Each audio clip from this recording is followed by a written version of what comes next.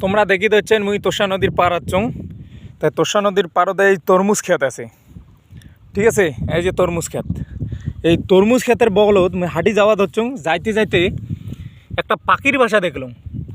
পাখির বাসাটাও করে তাও মাটিত। এই দেখো ডিম পাচ্ছে, দেখছেন গাইস? পাখির বাসাটা হচ্ছে মাটিত, মাটির ডিম পাচ্ছে। এই দেখো, মাটির সাথে ফিক্সড কিন্তু, হ্যাঁ বুঝতে পাইছেন?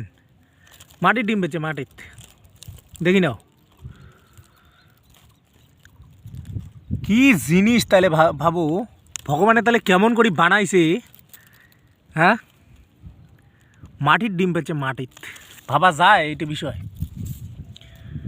পাখিটা উড়ি গেল, নাহলে মুই দেখির পালুং হয় না হয়তো। পাখিটা উড়ি গেল তো এই জন্য দেখির পালুং মুই ভালো করি। দেখছেন কি সিস্টেমে মাটির ভাষাটা বানাইছে আর ডিম পাচ্ছে। তো মুই চাং না এই ভাষাটা নষ্ট হোক, একটা ভাল করে থাক।